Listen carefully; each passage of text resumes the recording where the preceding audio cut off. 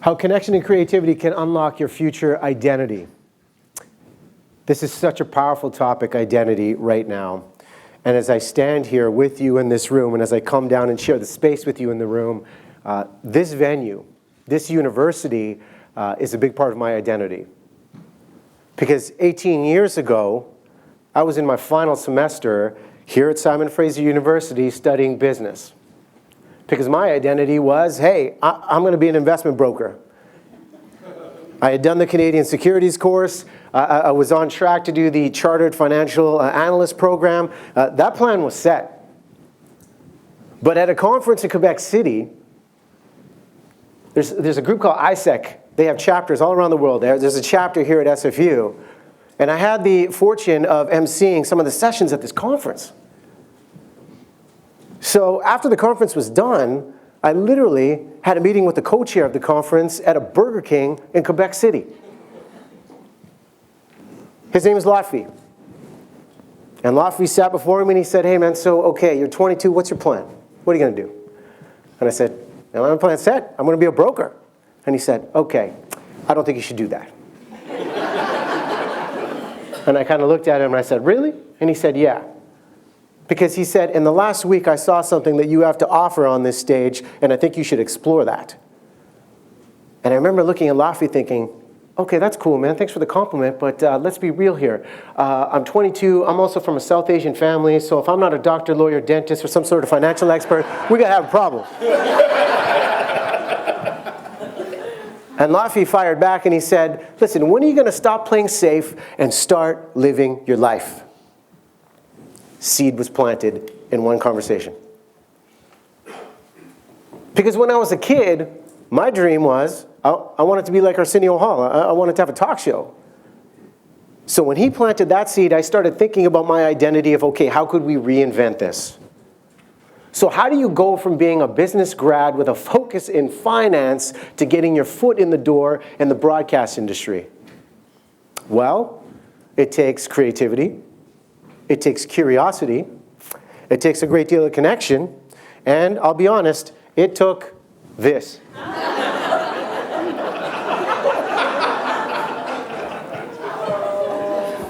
I was dyeing my hair black. Those are blue contacts, and yes, those are loop earrings, and my wife is in the room. I apologize. That's what you married. That's what you married. So here it is. This is the only copy I have left of this magazine that was created.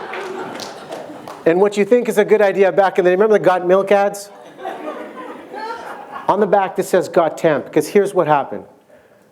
When you're trying to break into a business and reinvent your identity, you got to get as creative as possible. So what I did was I looked at every single contest that was out there. And at the time, Much Music, which used to play music videos, go figure, was the station, the voice for pop culture.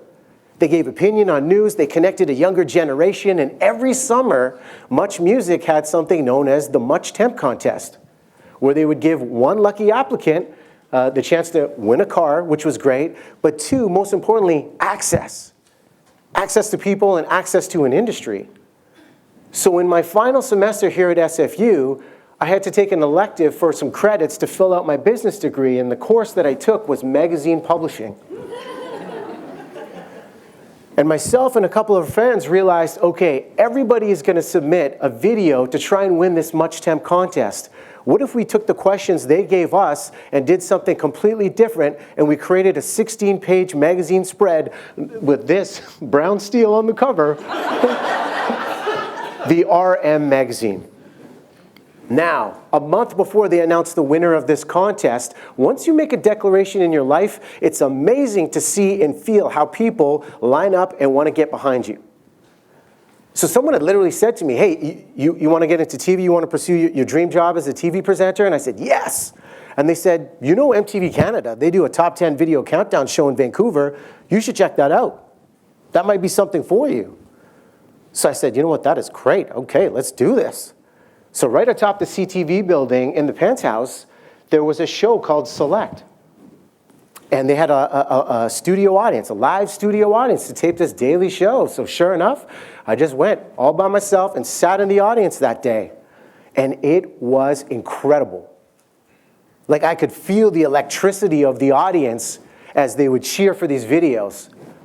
I would watch the director as he would guide the production and guide the reaction to make the show really come to life. And then I became fixated on the host as he looked straight down the barrel of the camera to connect with that audience, and I thought, what if that could be me? So when the taping was done, I waited for the room to clear out. And I walked right up to that director who I could tell was calling the shots. And I said, hello, hi, excuse me, I'm Riaz. And the director, clearly busy, just looked me up and down and said, yeah, uh-huh. And I said, just a quick question. What would it take for a guy like me to host on a show like this? And he said, well, what kind of experience do you have? And I'm like, I don't have any. And he said, well, where'd you go to broadcast school? I'm like, I didn't. And he said, well, what do you possibly have to offer me? And I said, an unwavering passion to do this. Silence. You know those conversations when you're like, ooh, don't say anything, let's see where this goes. He looked at me and he said, why don't you come back Friday for a screen test? We'll see what you got. And I thought, I'll be here Friday, no problem. I walked out of there like, oh my God, there's going to be a screen test. What do we do for this? So sure enough, I did the screen test, not really knowing what I was doing, but he liked my attitude and he said, we'll give you an internship. Here's what you're going to do. You're going to hand out flyers with the high school kids at the corner of Robson and Burrard and tell people to come to the show. And when you think there's an opportunity in your life and it's a truly gut check time of how bad you want something, I started questioning, is this the right direction I'm supposed to move here? But I did it. Now, the day they announced the winner of that Much Temp contest, I will never forget it, because I was watching it with the people that helped me create this, in my eyes, masterpiece. And Rick Campanelli, who's a known TV host in Canada, he was known as being the temp in Much Music. They were going through finalist after finalist. But I could see this magazine sitting right on the table, and I thought, oh my God, I think we may have won this contest. And right before they announced the winner, Rick says, okay, before we get to the grand prize, I gotta show you this magazine. The last finalist, this guy, Riaz Meghji, just butchered my last name, that happens all the time. Ian, thanks for asking about the pronunciation earlier. He said, he made this magazine, look at the effort, and he starts opening it up and showing, like, I'll show you right now, there's a Gap ad, look. There's me right there, hanging out in the back. And I thought, no, we were so close. I didn't care about the car, what I cared about was the access to make a dream come true. And I was crushed. But that day, I also had an unpaid internship to hand out flyers at MTV, so I just walked into work, and as soon as I walked in, the director said, hey, bring that magazine in tomorrow, because they watched the competition. And sure enough, I brought the magazine in tomorrow, and he said, this is incredible. He said, we thought you had something when you first walked in here and had the gall to come up to us and just ask for a job, and you've showed the attitude. Guess what? The news reporter is leaving. We're going to give you a shot. And that's where a new identity completely started. And the thing that I share with you is the best way to predict the future or your future identity is just to create it for yourself. You know, I'm looking across this room. I think almost every single one of us, when we were kids, we were all asked one question. What was that question? What do you want to be when you grow up, right? Now, if you're from a South Asian family, they don't ask you that question. They just tell you what you're going to be when you grow up, right? So we just kind of had to make a hard right and figure this out. And I think that the big change-up right here is the publication's Fatherly in New York Life. They recently did a survey, the Imagination Survey, and they took 1,000 kids under the age of 12 and asked them, what do you want to be when you grow up? And despite the current era of cultural differences, financial hardship, political polarization, the top 5 professions that came out were vet, doctor, teacher, engineer, police officer. Universal themes of how you help admirable adult characters still stick around. And I think the challenge with this is that when we think about what do you want to be, we're focused on a title versus the impact we could have. And William Damon, he's a professor at Stanford University. He's actually the director of the Center on Adolescence. He did a survey looking at young people aged 12 to 22, and in his book, From Path to Purpose, he found only 1 in 5 young people could identify that thing that they wanted to do, and most importantly, the impact they wanted to have. So as we think about this notion of identity, I'll throw 2 questions to each and every one of you that I hope you think about during this talk, and I hope that you think about even after in the conversations we have. Who are you, and who do you want to become? Because every single person, every single successful leader I ever interviewed could answer those 2 questions. And I'll tell you this, the answers were 2 different destinations.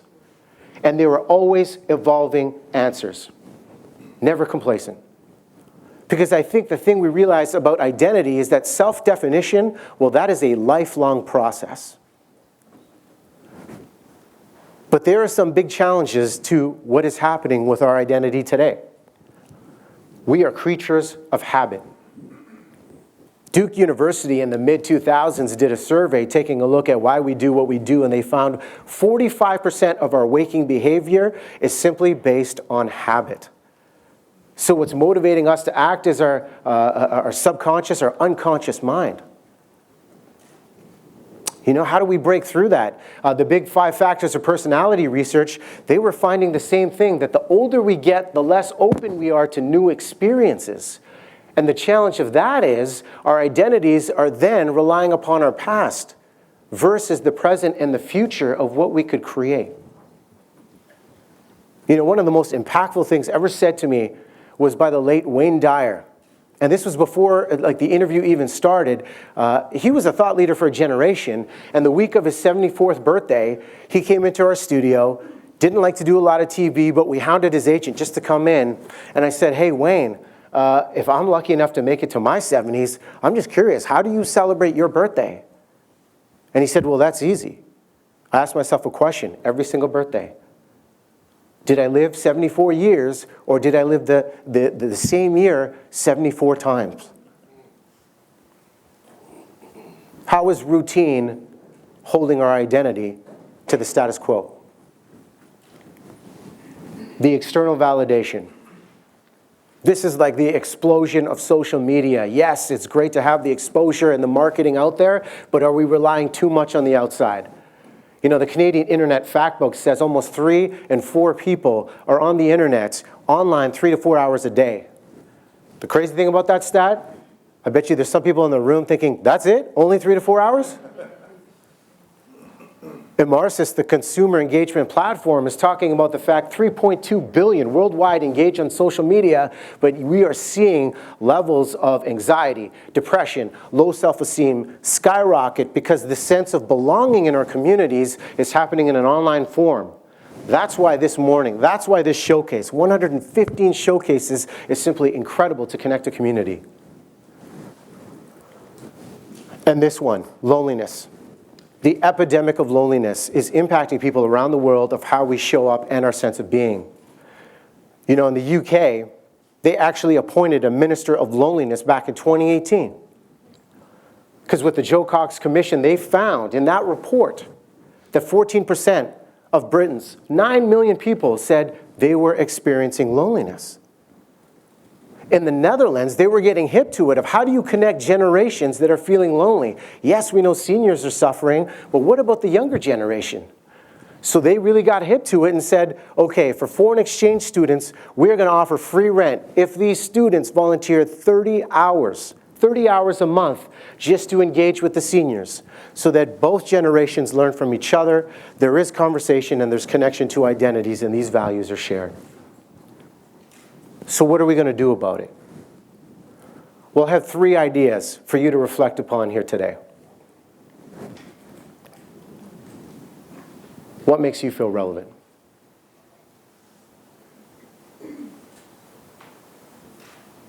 And I throw that question out to give you a moment to think about that because Ian talked about some of these things in the intro of what stands out. Your thoughts, your ideas, your communities, maybe your experiences. One of my favorite interviews of my entire career was with this man right here, novelist Salman Rushdie. How many people in this room have read The Golden House by chance? Okay, maybe we'll pick it up in the month of March, all right? And, do we have a Creative Mornings book club? Because maybe you could add that right there. Here's the real cool thing about what he did in this book. He wrote a story, and in his story there was a museum of identity. And for his background, many of you know, grew up in India, spent time in the UK, now lives in New York City. And as we engaged on the topic of identity, we talked about the contextual nature of the points people make to really establish who they are. In India, religious identity dominates with conversations with Muslim and Hindu issues. In the UK, given all of the issues surrounding Brexit, it was almost like there was a fake nostalgic feeling about what England once was. And in New York City, and I think this is applicable to North America, identity is driven by race, gender, and political issues. But at the core of it all, and this is why stories we could read today versus 300 years ago are still applicable, human nature is what connects our entire identities. You know, the late psychiatrist Gordon Livingston talked about, well, what are the 3 things that make people happy? If you want to connect with somebody's identity, it's people that have something to do, someone to love, and something to look forward to. But the idea of difference is also a universal connector. Because after that conversation with Solomon, the one thing I took away is that difference is our universal commonality. And if curiosity can conquer our judgment, doors will start to open.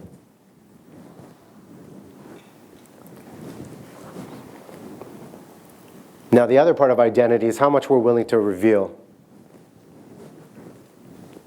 When I walked in here this morning, there was a gentleman by the name of Amar. Is Amar in this room? Right in the back. Much respect to him, because in a conversation of 5 minutes, you opened up and told me about your life, and I feel connected to you because you were open and willing to go first. And I think this notion of going first is so, so powerful.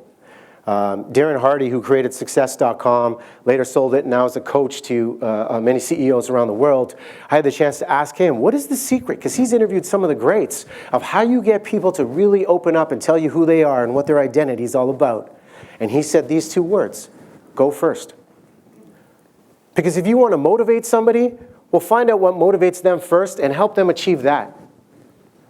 If you want someone to give you a degree of authenticity and vulnerability, well, what happens if you go first and share your story and invite them into this safe space to share their truth? And these 2 words, I can tell you, when it comes to the idea, if you are in a job interview, if you are in an interview scenario, a networking event, if you can go first, amazing things will happen. One of the scariest interviews I ever had to do was with the lead guitarist of Ozzy Osbourne, Zakk Wylde. Are there any Zakk Wylde fans in the audience? Yeah, in the back.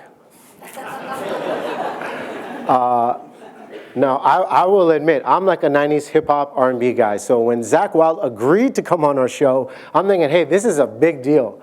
But the purists are going to wonder, what's Riaz going to do with his pocket square and Zakk Wylde on live TV, right? So the night before, I'm listening to Ozzy Osbourne for the very first time. And the funny thing is, like, my wife, Lori, she's in the back, she enjoys this music, and she walked home from work, she walked in the door, she's like, what are you doing? And I'm like, Zakk Wylde's on the show tomorrow. She's like, you're interviewing Zakk Wylde? Oh man, I gotta watch this. So sure enough, I'm trying to do him justice. You know, I think there's a value. If you want to connect with people, find a way to make people feel famous, regardless of who they are, regardless of the difference. Do the work. And the day Zakk walked into the green room, I'll never forget it, because, you know, being someone that does this every day and being quite nervous because you want to do him justice, I literally walked into the green room, and Lori gave me great advice. And she said, you know what, just be real with it and tell him you love listening to Morbid Angel. That's another heavy metal band that I know nothing about. She's like, I guarantee he'll laugh at that. And I'm like, okay, I'm going to trust you as my heavy metal consultant on this. So like, we get into the green room, and I said, Zakk, I'm going to be real with you, man. Take a look at me, take a look at you. We are different people. I was listening to Ozzy Osbourne last night. Look, I'll show you a photo, okay? This is Zakk. That's his leather, that's his skull cap, that's me trying to look tough with the fist and my pocket square.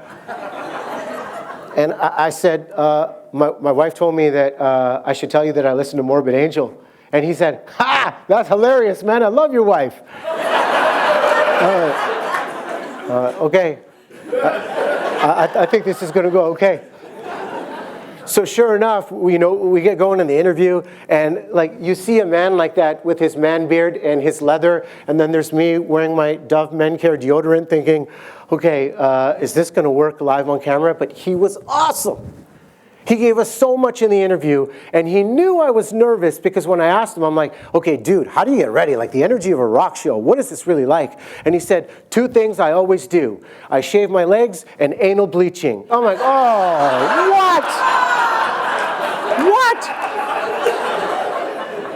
No joke. I don't know if you can say that, Creative Mornings, we just did.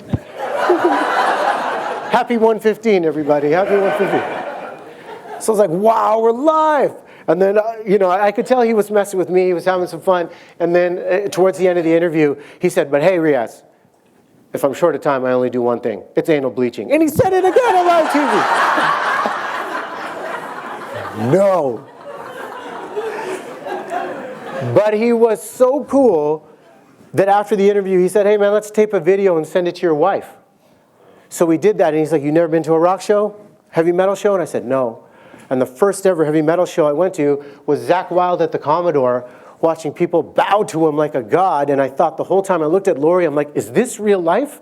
And I'm like, imagine what happens, regardless of the difference of our identity, if we go first and we can just make amazing connections. Now the reinvention. Who are you and who do you want to become and what are you...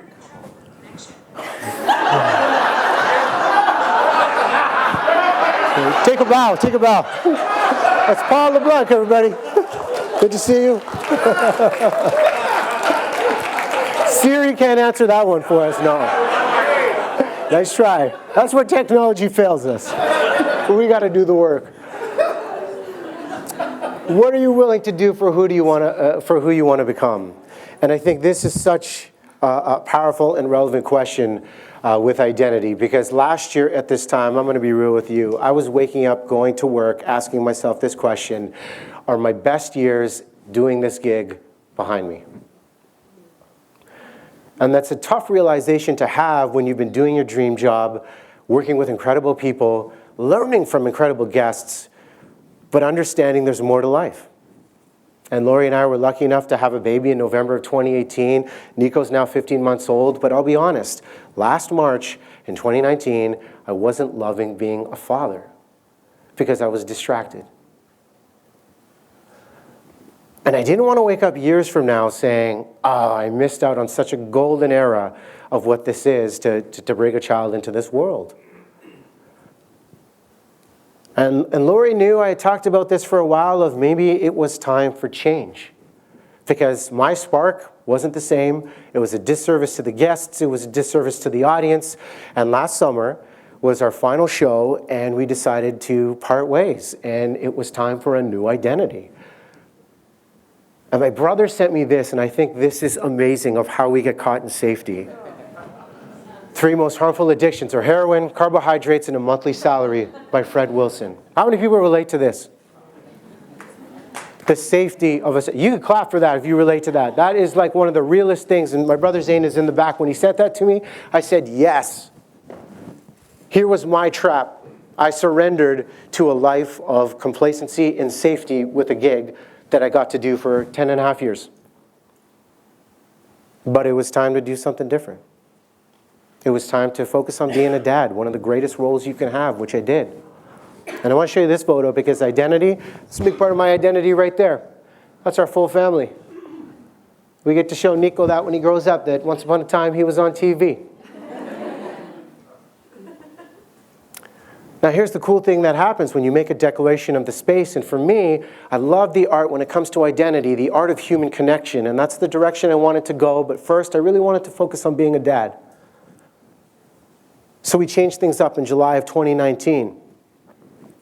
But I tell you, in life, unexpected experiences will come your way, and that's when you'll really learn what you're made of and what your identity truly is. Because in October of 2019, my brother and I were at a conference in San Diego. And this conference was all about building the new vision. If you want to be a human connection keynote speaker, you got to do the work. You got to build your community. You got to understand what audiences really want. And during a session, we got a call from my mother. And when she called, I didn't pick it up because it just said no caller ID. But 10 minutes later when I picked it up, it was one of the most terrifying messages I will ever remember, and it was her in a panic saying, and it still gets me to this day, your dad's heart stopped. We need you to come back home. So we got on our first flight back. And as soon as we got to the hospital, the doctor said, look, his heart stopped. There was a great period of time where there wasn't oxygen to his brain. We don't know what's going to happen here. And in those 24 hours, when you don't know and you have no control of what could happen, you understand moments. You remember moments. And I remembered 5 years earlier, a conversation I had with my father right before I got married. And we were in Hawaii, we were having this beautiful brunch, and he just talked to me about the identity shift of moving into being a partner, and hopefully one day a parent, and what that is all about. And my brother caught this photo. Yes, complacency cultivates mediocrity, but my brother caught this photo of the two of us, and as he talked about life, he said to me, everything is temporary. No matter what you are going through in your life, good or bad, he said, enjoy the highs, embrace the lows, and when adversity hits, just know you will get through it and figure out the way. It will teach you to be a bigger person. And that always stuck with me, because 24 hours later, the doctors came in and they said, there is nothing we can do. The only decision you have to make is when we pull the plug on his life support. And 24 hours later, we said goodbye.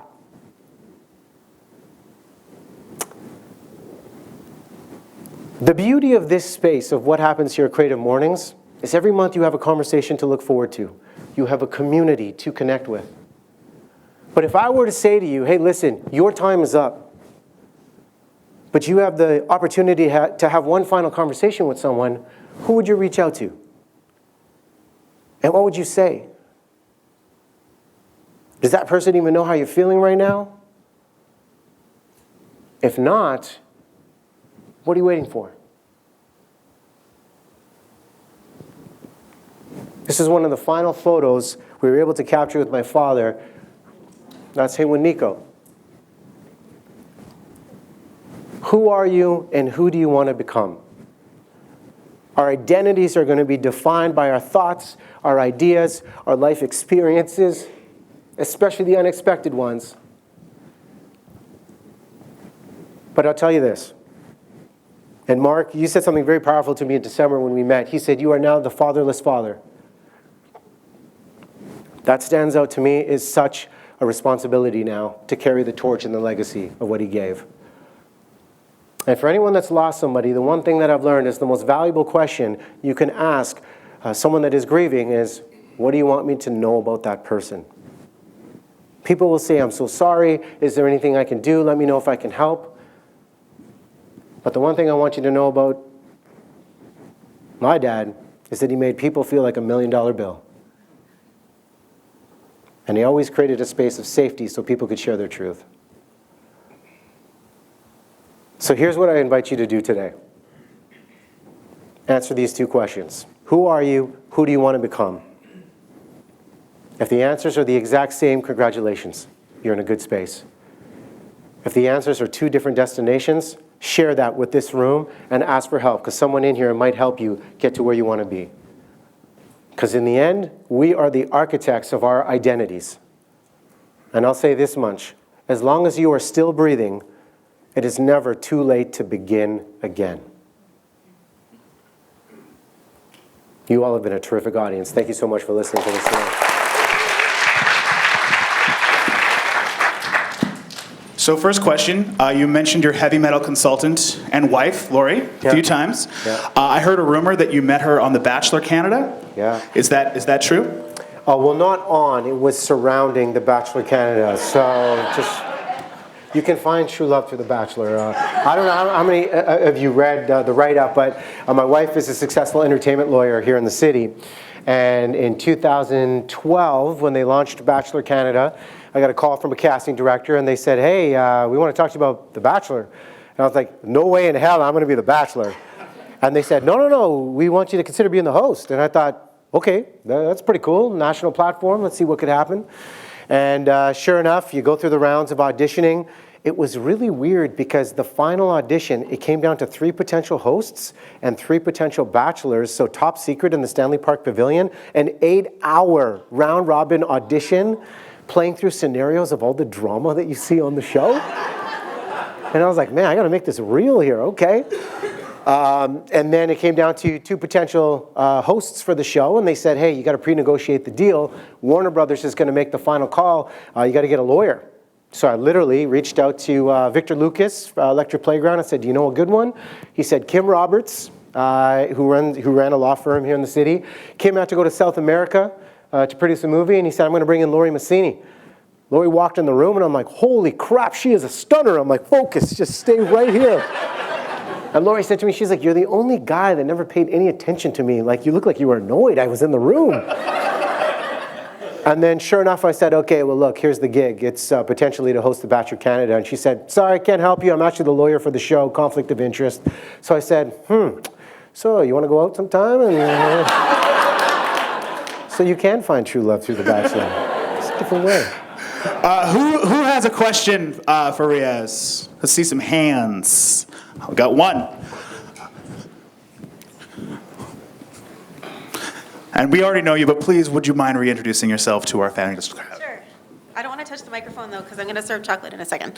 Hey, I'm Rachel. Hi. And my question is, do you have a favorite question to ask people when you're just starting to connect with them at the beginning of an interview?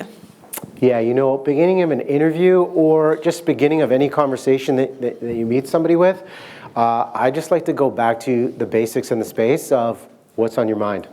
Like if you look at Facebook, what's the question they ask you when they want you to post? What's on your mind? Because instead of a guessing game of what is the priority, especially like if you're in a scenario where you're networking and you're like, oh, I hate small talk. If you just pause and you're with somebody and you're like, hey, so what's on your mind? They're going to tell you the priorities that are occupying the space, so it is not a guessing game. So if it's ever been a guest, if I'm in the green room, I know the questions I want to ask and the stories I want to draw out, but the first thing I'll ask is, hey, so what's on your mind? What's going on? And the stuff they give me is actually new, fresh, and then I'll just reinvent the interview before we do it because they've given me something. I think the thing that I learned is I try not to ask people the questions that you can find on Google. Instead, do a deep dive of, okay, we know about that, but what does this mean? How is this impacting you? So you keep it fresh for the person. But as a starting point, what's on your mind? Other questions? If you wouldn't mind just standing up and introducing yourself? Sure.